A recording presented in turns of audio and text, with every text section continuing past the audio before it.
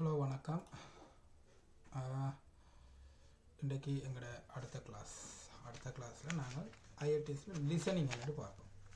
So இந்த ஃபார்மேட்டில் நாங்கள் பார்க்க வேண்டியது லிசனிங். ஸோ உங்களுக்கு முதல்ல நான் ஓவர்வியூ படிப்பிக்க சொல்லியிருக்கேன். எங்களுக்கு லிசனிங்கில் என்ன மாதிரி இருக்குன்றது எங்களுக்கு தெரிஞ்சு கொள்ளணும், சரியா?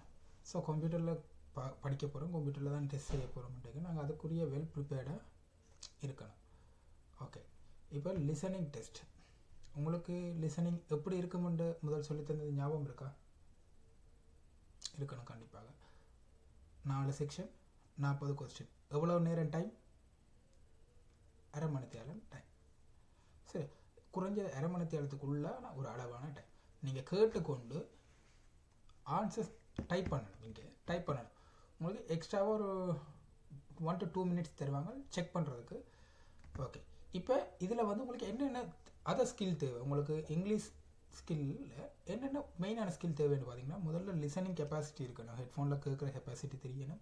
ஓகே, இந்த வேர்ட்ஸ் தான் கதைக்கிறாங்கள்ட்டு தெரியணும். டைப்பிங் ஸ்கில் இருக்கணும். டைப்பிங் ஸ்கில்லில் முக்கியமானது உண்டு, ஸ்பெல்லிங் மிஸ்டேக் அறவே இருக்கக்கூடாது.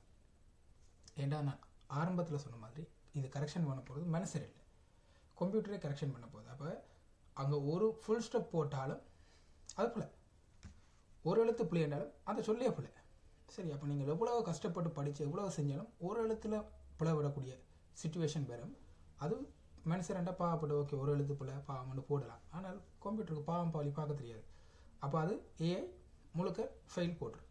ஸோ அதுக்காக நாங்கள் என்ன செய்யணும்னா, இங்கே நாங்கள் எக்ஸ்ட்ராவாக ஸ்கில் வளர்க்க வேண்டியதில் ஸ்பெல்லிங்கில் நாங்கள் செம ஸ்ட்ராங்காக வரணும். அப்போ அந்த ஸ்ட்ராங்காக வர்றதில் நாங்கள் பை கீப் ஆன் ப்ராக்டிஸிங்கில் வரலாம். ஓகே, ஸோ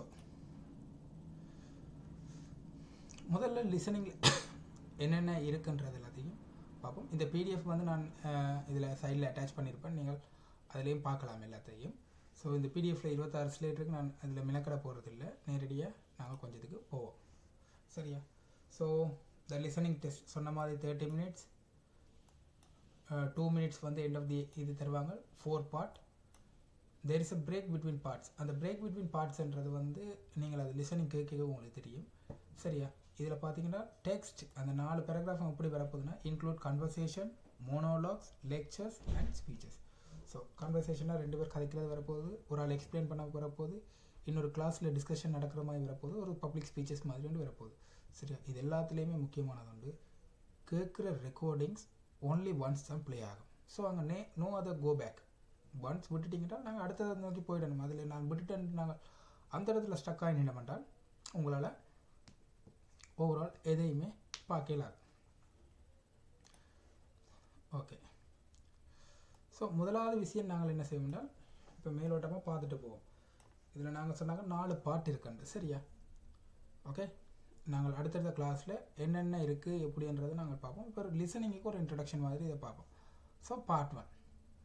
முதலாவது பார்ட் 1ல் நீங்கள் பார்த்தீங்கன்னா ஒரு சின்னதாக ஒரு புக்கிங் கன்ஃபர்மேஷன் பண்ணுற மாதிரி, இல்லை ஒரு ஃப்ளைட் டிக்கெட் புக் பண்ணுற மாதிரி, ஒரு கால் கதைக்கிற மாதிரி, இல்லாட்டி அப்படி எதுவும் நேராக கதைக்கிற மாதிரி ஒரு விஷயம் வரும். அப்போ அந்த மாதிரி சினாரியோ, ஓகே, இப்போ அந்த மாதிரி சினாரியோவில் என்னென்ன மாதிரி இன்ஃபர்மேஷன்கள் வரும்ன்றது உங்களுக்கு தெரிய வேணும். உதாரணத்துக்கு ஒரு புக்கிங் என்றால் அந்த புக்கிங்கில் என்னென்ன மாதிரி கதையில் ஈடுபடும் என்ற பெயர் வரும். நான் என்னத்துக்கு புக் பண்ண வந்தேன், ஹோட்டல் என்றால் ஹோட்டல். அப்போ ஹோட்டலில் என்ன டைப் ஆஃப் ரூம்ஸ், எனக்கு என்னென்ன ஃபெசிலிட்டி இருக்கணும், ஹோட்டல்ன்ற ரூம் காசு எவ்வளவு, நான் எத்தனை நாள் ஸ்டே பண்ண போகிறேன், இங்கேருந்து அங்கே போகிறதுக்கு எவ்வளோன்றதில் வந்து உங்களுக்கு இமேஜினரியாக உங்களுக்கு நிறைய விஷயம் தெரியணும், சரியா? இப்போ உங்களை ஒரு கேள்வி ஒன்று நான் கேட்குறேன், சரியா?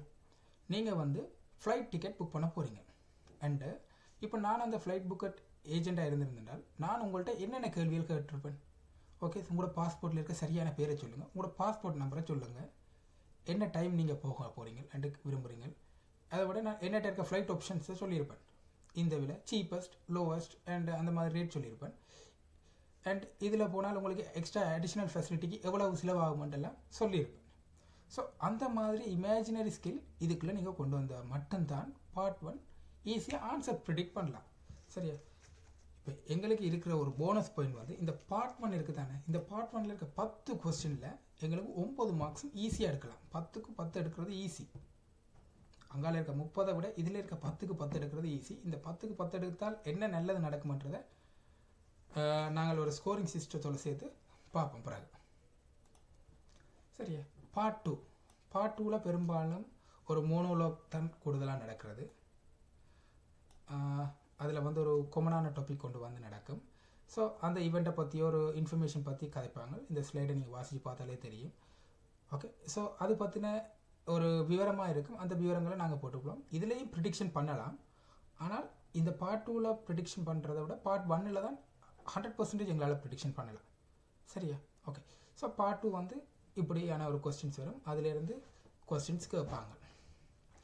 ஸோ அகைன் பார்ட் 3 இது வந்து ஒரு 2-3 பேர் சேர்ந்து கதைக்கிற மாதிரி இருக்கும்.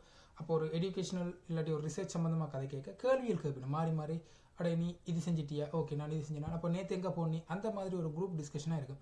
இப்போ ஒரு உதாரணத்துக்கு 4 ஃப்ரெண்ட்ஸ் சேர்ந்துருந்து ஒரு எஜுகேஷன் சம்மந்தம் பற்றி கதைச்சாங்கன்றால் என்ன தெரியல, நான் இன்ட்ரடக்ஷனை நான் பார்க்குறேன்டா, நீ இதை பார்க்குறியான்னு கேட்பாங்க.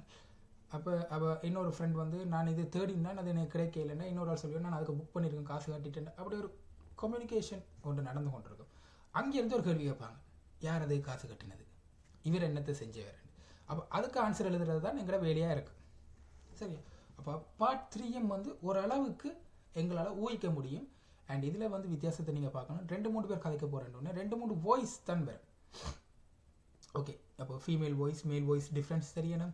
American slang, Indian slang, Nigerian slang, Arabian slang and அந்த சின்ன சின்ன வித்தியாசங்கள் உங்களுக்கு தெரிஞ்சுதுன்றால் ஈஸியாக முடிச்சிடலாம். இது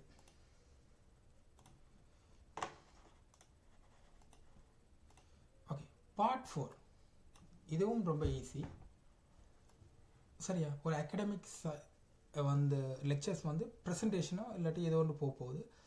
இது வந்து எடுத்து ஸ்டார்ட்லேருந்து எண்ட் வரைக்கும் டக்கு டக்குன்னு சொல்லிக்கொண்டே போகிறாங்க. 10 கொஸ்டின். அந்த 10 கொஸ்டினையும் ஈஸியாக ஆன்சர் பண்ணலாம். கூடுதலாக இதுக்கு வர வேண்டிய ஆன்சர் எல்லாமே ஒரு 1 வேர்ட் ஆன்சராக வரும். உனக்குதா? பார்ட் 1க்கும் பார்ட் 4க்கும் என்ன லாபம்னு கேட்டிங்கன்னா 1 வேர்ட் ஆன்சர் எழுதுகிற மாதிரி இருக்கும். இல்லாட்டி வேர்ட்ஸில் ஆன்சர் எழுதணும். மிச்சத்துக்கு ஏபிசிடி போடுறது வரும், வேர்ட்ஸில் ஆன்சர் எழுதுகிற மாதிரி இருக்கும். ஸோ அப்படி எழுத போய்க்க எங்களுக்கு ஈஸியாக எழுதலாம்.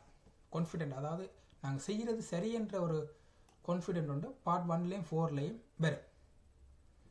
ஓகே, நாங்கள் முக்கியமாக பார்க்க வேண்டியது இதைத்தான், கொஸ்டின் டைப்ஸ். ஓகே, இந்த கொஸ்டின் டைப்ஸ் தான் உங்களுக்கு வந்து லிசனிங்கை இன்னும் எப்படி சிம்பிளாக செய்யலாம்ன்றதை தெரிய போகுது. நாங்கள் இந்த கொஸ்டின் டைப்பில் தான் நாங்கள் முதல் படிக்க போகிறோம். Okay, multiple choice question, short answer, sentence form, note, summary, table completion, labelling. லேபிளிங்கில் ஒரு டயக்ராம் வரலாம், மேப் வரலாம், பிளான் வரலாம். Okay, matching features. இவ்வளவு தான். அப்போ இந்த 6 டைப் ஆஃப் கொஸ்டினுக்குள்ளே இருந்தால் 40 கொஸ்டின் வரப்போகுது.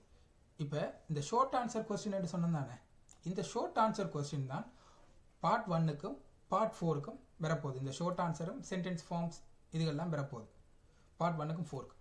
மிச்சம் எல்லாரும் தான் பார்ட் 2க்கும் 3க்கும் வரப்போயிடும். சரியா? அப்போ உங்களுக்கு தெரியும் மல்டிபிள் சாய்ஸ் என்றால் என்னென்னு தெரியும், மேட்சிங் என்றால் என்னென்னு தெரியும், லேபிளிங் என்றால் ஒன்றுமே இல்லை. இப்போ ஸ்டேஜ் 1, ஸ்டேஜ் 2, ஸ்டேஜ் 3 என்ற ஒரு ப்ராசஸ் போய்கொண்டிருக்கின்றால் அதில் ஸ்டேஜ் 2 என்னவாக இருக்கும் என்ற ஒரு இதை அண்டர்ஸ்டாண்டிங் உண்டு. அதை நாங்கள் படிக்க பார்ப்போம். சரியா? ஓகே, இதுக்கு முதல் மெயினாக சொன்ன மாதிரி தான் நாங்கள் மெயினாக அது என்ன சிச்சுவேஷன் பார்க்கணும், ஆன்சரை ப்ரிடிக்ட் பண்ண பார்க்கணும், கேட்கணும், ரைட்டாக இன்ஸ்ட்ரக்ஷனை கேட்கணும், நெக்ஸ்ட் கொஸ்டினையும் அண்டர்ஸ்டாண்ட் பண்ணி வச்சுருக்கணும். சரி, அப்போ இவ்வளோ இதான் சின்ன ஸ்ட்ராட்டஜி தான். இதில் ஒரு பெரிய இது கிடையாது. லிசனிங் வந்து ரொம்ப easy, very easy. Okay, so இப்போ நாங்கள் லிசனிங் ரொம்ப ஈஸின்னு சொன்னால் ஓகே. இப்போ நாங்கள் என்ன செய்யணும்னா, இப்போ லிசனிங்கோட இன்ட்ரொடக்ஷன் முடிச்சிட்டோம். இப்போ நாங்கள் லிசனிங்கோட ஒவ்வொரு கொஸ்டின் டைப்புக்கு என்னென்ன செய்யலாம்ன்றதை பார்ப்போம்.